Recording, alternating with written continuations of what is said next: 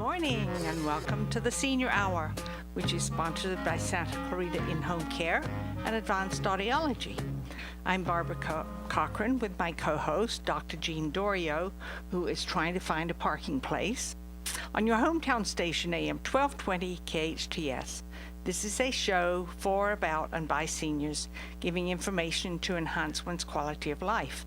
And our guest this morning, for a full hour, it's about time. It is about time. Yes, it's Alex Urbina, and he is a life coach. Welcome. Thanks for having me. I'm glad to be here. It's good to see you. I see you every time I come in here. Yeah, we pass each other a lot in the hallways. But you're never on. But now you are, and you've got a full hour. Absolutely. Oh, I'm a poet and don't know it.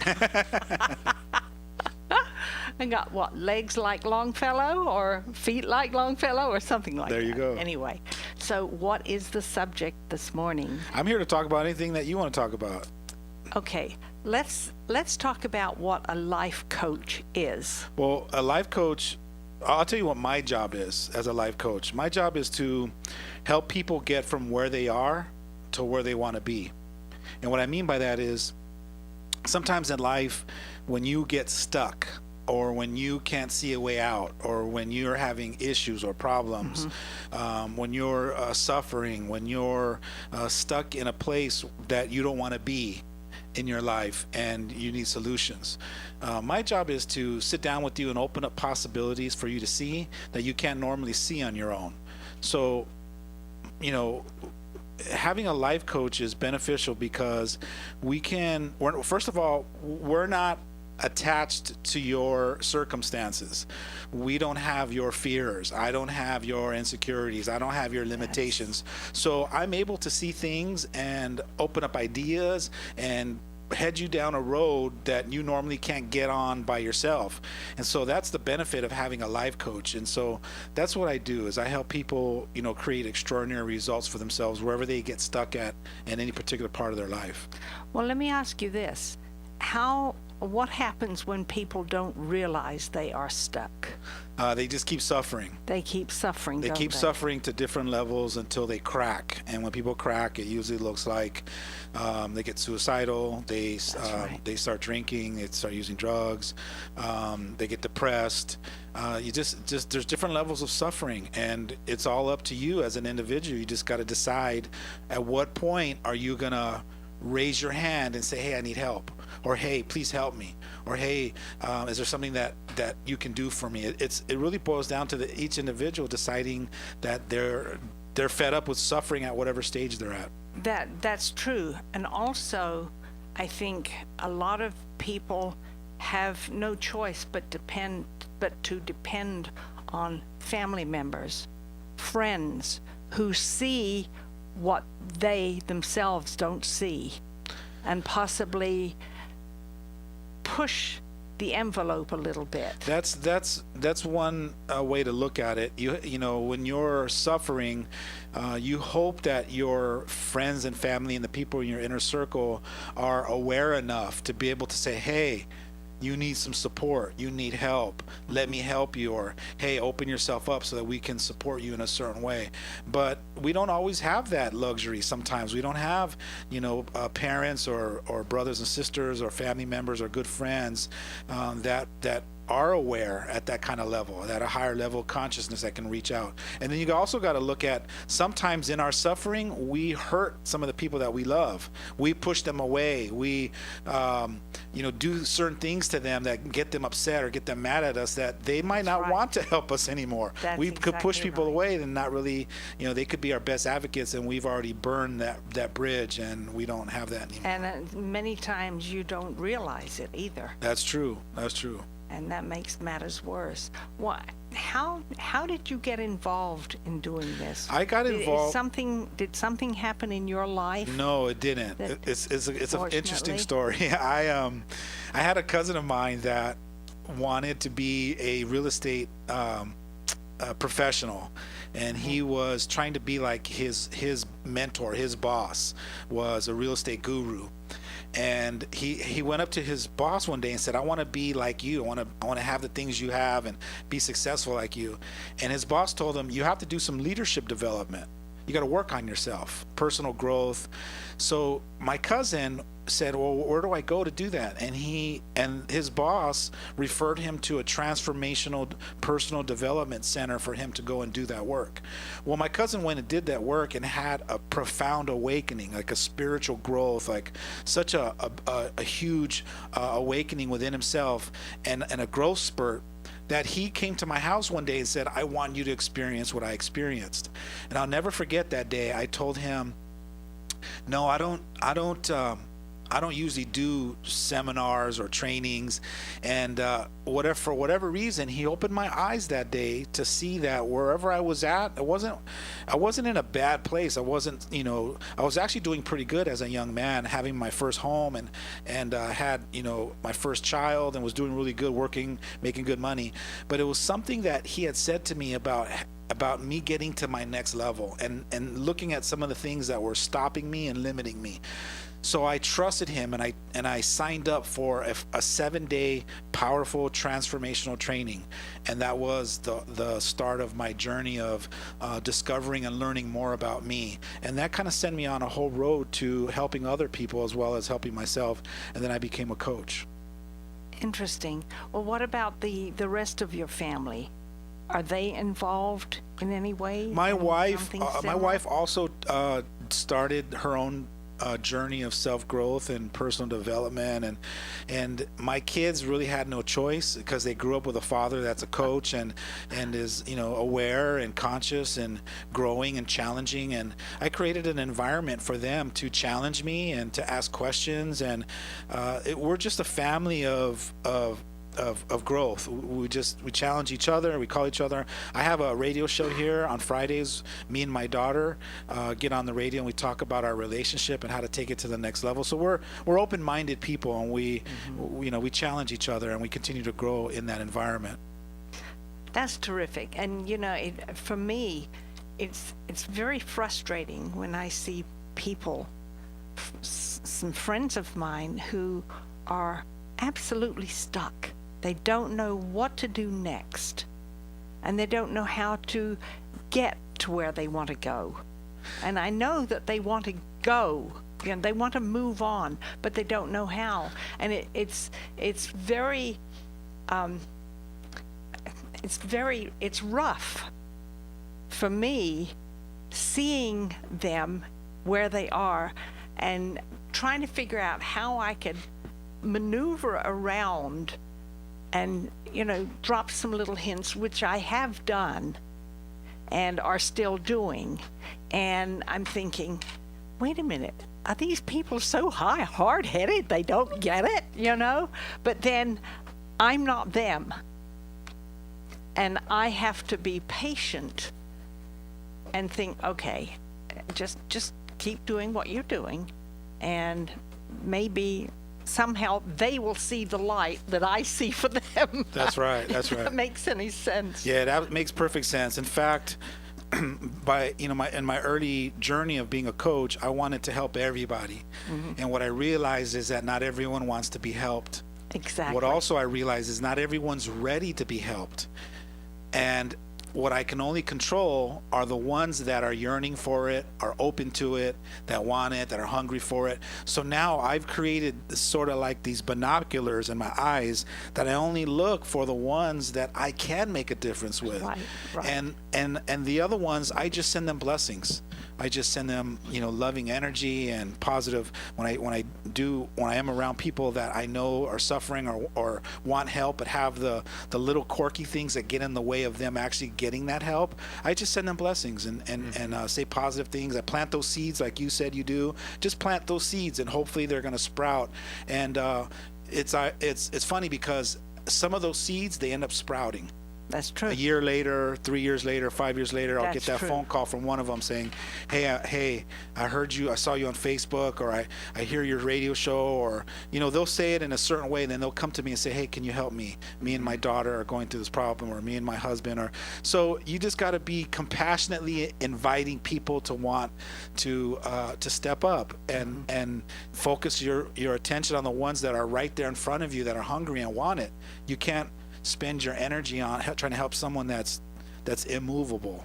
But No, some of our that's seniors, true. Alex, are Yes. they're 95 years old. They don't have 3 or 5 years to wait to make a decision in deciding whether they're ready or not. And sometimes, we have to reach out, don't we? That's right. And that's what Barb and I both try to do, reach out, being on the radio and letting them know that we are here, the senior center is here, the city is here to try to help them out. So, but it's hard when they're kind of set in their personalities and their ways for us to extract their emotions, because their emotions then play a role in how they do physically. Yeah, but I hate to break the news to you, but you're not going to be able to help the ones that don't want to be helped. I don't care how much you want it for them, how much you've committed your life to making a difference in the world. None of that matters. What matters is, are they ready? Do they want it? Are they open for it? And you just got to focus on helping the one. And I don't care who you talk to. Anybody in the business of being in service, whether you're a pastor or a counselor or a therapist, any person that's in service, they'll all say the same thing. You can only help the ones that want to be helped. The other ones, you just keep inviting them. You just keep believing in them. You keep planting those seeds. And eventually, you're going to be able to make a bigger difference with the ones that are there ready and hungry for it. I think that's so true, but how, Alex, do we keep reaching and continue to reach to those seniors who aren't involved? They might listen to this show, but they're just not involved. I mean, we will continue to do what we need to do to bring them out, and you're right, some of them just never come out. They never come back to us. They never find the real world again and some purpose in life. They just don't. What I find is what really works best with what I do is I speak to people's greatness. So whoever is listening to this show right now, let's say they've heard 20 episodes or 50 episodes. You don't know if it's going to be the 22nd episode or the 53rd episode where they finally realize, you know what? I'm just going to go down there and just go to one of their events. You don't know when's going to be that pivotal point where it just cracks them. So I'm just going to keep reminding you that you guys are doing a great job. You're doing a service where you've got a platform to speak to people. You go into people's homes, into people's cars. Just keep reminding people that they can overcome all of their sadness, that they can overcome all of their fears, and that they can live the life of their dreams if they're willing to trust, if they're willing to take a risk, if they're willing to do something different, and if they're willing to, accept some help or reach out. It's interesting because many times I'll be out in public, and other than seeing people with their heads in their phones, with their head down, many times I see various people, men, women, and young people, walking along, looking down to the ground, and I'm thinking, what's going on with them? Are they unhappy? What's happening?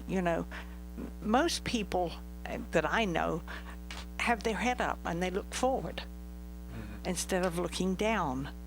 And I often, like I said, I wonder what's going on. Well, what's going on is that we have insecurities that keeps us from connecting to other people. So let's say I have an insecurity that I don't realize about myself. I have like a low self-esteem, or I have an unworthy conversation, like I'm not worthy of people's love, or whatever insecurity that I have. It shows up in the way that I show up in the world. So if I'm walking down the street and I have my head down, that's a byproduct or a symptom. You know what symptoms look like. It's a symptom of something that's deeper. It's deeper rooted.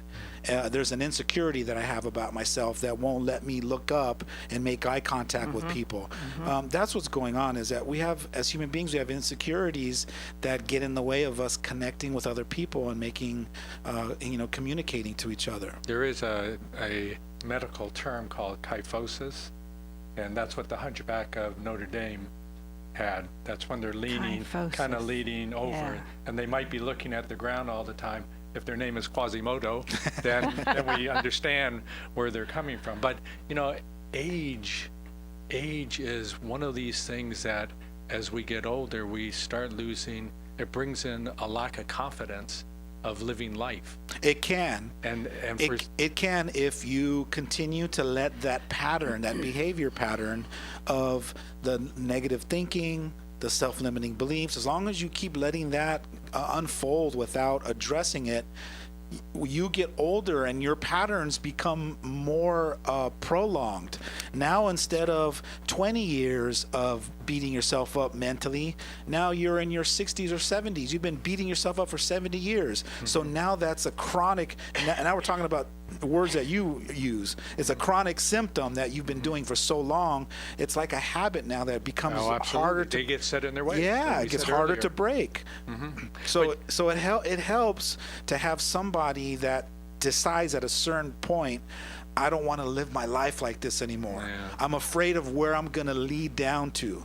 That old bitter man next door, that neighbor that's yelling at everyone, I don't want to be like him. So I'm going to do something different. You have to be the one that flips the switch and decides that you want to start living a better life with higher quality. Every day, though, knocking at the doors of the seniors who are listening right now, who are 80 and 90, is that age factor. And despite, us trying to make it through life, things start to happen like incontinence, memory problems. They take away our driver's license, where our lifestyles are compromised, and it becomes a physical problem. But then it becomes that emotional problem too, and people take that step back real fast and they don't join in. And some are set in their ways already from 70 years of doing something, but others have had this brought on because they're just getting older. Let me ask you a question. So you're a doctor. I'm sure you've come across a scenario where somebody has been abusing themselves physically, mentally, emotionally, spiritually for so many years, and let's say you've been treating them. They've been coming to you every year for their checkup, or maybe twice a year, and you keep telling them, hey, you got to change your lifestyle, you got to change this, you got to change that. And after 40 or 50 years, all of a sudden, all that stress and all that abuse, all of a sudden their body is receptive now to cancer, and they get cancer, and they have stage 5 cancer, and all of a sudden they have epiphany, and they wake up and they go, Doc, I want to change my life now. I want to do all those things that you told me. I'm sure there's a part of you that you just put your head down in silence, and in your gut, you're telling yourself, buddy, it's too late. You can't turn around something that you've been doing for 60 years chronically, and all of a sudden tonight, overnight, now all of a sudden you want to do something. I'm going to stop smoking now. Exactly. And as much as you want to be hopeful and say, oh, I want, right. I want that for you, is just you've compounded the interest of negative thinking and negative behaviors and the stress and the abusiveness to yourself for so long. It's kind of like, I want to believe that you can turn this around, but at a certain point, you got to be the one to see all those warning signs, flip the switch, and start doing something different. But Alex, like you said earlier, if they come to me and they're 85 years old, I've known them for 50 years, and they're saying, now I want to flip that switch, to me, they're looking for help. They want to be helped. Absolutely. So now I'm saying, okay, they want to be helped. I'm still going to, maybe they have stage 4 cancer, but I'm still going to try to find the things in their life that will make them feel worthy. I know you are, because you're that kind of a guy that if in hope, if there's 100% hope and there's only 1%, you will hold on to that 1% and fight for them. And that's the great gift about you. But the point I was trying to make is that you've had warning signs. People are telling you, hey, stop doing this, or hey, you need to change your life, or hey, you need to reach out for help. And if you're the one that keeps ignoring all those signs, and you keep hiding out in your home, and you keep doing the things that are the opposite of having a great life, you're really the only one at fault there, because you're the one in the driver's seat. Is there anything that we can say to our listening audience, our seniors who are at home, who kind of are seeing themselves in the mirror as we talk? Is there anything that we can say to them? Get up, change what you're doing, improve your quality of life, stop smoking, all these. Is there anything that we can say without going to their home and saying, let's go to the senior center, or let's go to the mall, giving them purpose, let's volunteer? Is there anything we can say on the radio that will motivate them other than you got stage 4 cancer? I think we're already doing it, and you Yeah. guys have already been doing it. You know, bless your guys' hearts. You guys want people to win so bad that you're already doing that with every show that you bring to people in their home and in their car, and all the guests that you bring on, bringing me here today to give a different perspective. You're doing it already, but it never defaults the superhero in this world that wants to help people to think to themselves, there's got to be more. Like, what else do I need to keep doing? I feel like you guys are doing it already, and you guys are changing lives. It's just very, one person at a time. It's not easy. Yeah. It is definitely not easy, and you certainly don't want them to be shocked into reality by having a diagnosis of end-stage cancer. Yeah. You want them to say, yeah, I'm 95, but I still can have that hope somewhere along the line. And of course, we're constantly, Barb, right? Go to the senior center. Talk to your family. Go to church. Be a volunteer. All these things. Yeah, that's very true. And it's interesting, when I got cancer when I was 75, and I thought, what? Me? Cancer? And it was bordering on stage 4. And I thought, holy Hannah. Well, Dr. Black put me on very intense chemotherapy. And boy, that stuff will really drag you down. But I tell you, I only missed one Wednesday coming to the radio station because I thought, you need to do the things you've always been doing. Don't let it get you down. And it didn't, because I beat it. And I'm here to say so. And when you do say it, every time you say Holy Hannah. Holy And Hannah. I mean, that to me is everything I need to make sure I keep going to Holy Hannah. Holy Hannah.